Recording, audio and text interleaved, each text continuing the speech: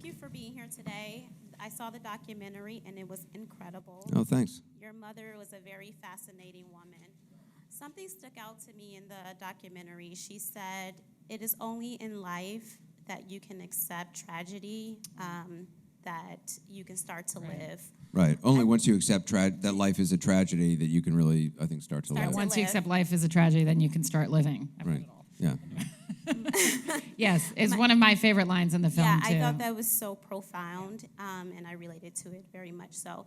Have you had that same revelation? And if so, at what point in your life? Yeah. And how did you live? I do believe that. I do think that that you do have to accept the tragedy of life and not shy away from it and not pretend it doesn't exist and sort of, I've always been skeptical, and my mom is too, though she's an optimist, of somebody who's like, just put a big smile on your face and wake up happy. And, I think you need to stare right, you need to plunge headfirst into the things that scare you most, and you need to look at the sadness and embrace the sadness as just part of the ebb and flow of life. And certainly, my dad died when I was 10 years old, and that there's a writer, Mary Gordon, who was writing about girls whose fathers have died, but I think it applies to boys as well. And Mary Gordon wrote, "A fatherless girl thinks all things possible and nothing safe."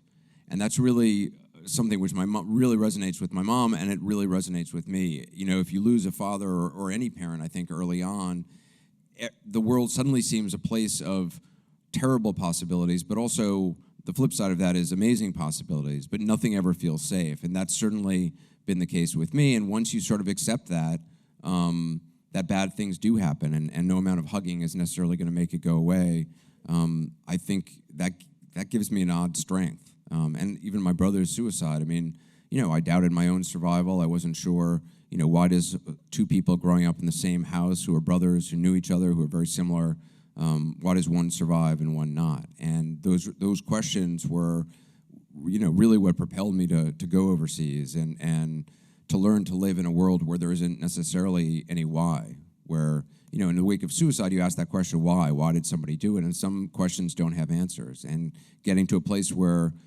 you're comfortable, where you can live in a world where you may not be able to have an answer, that took me a long time.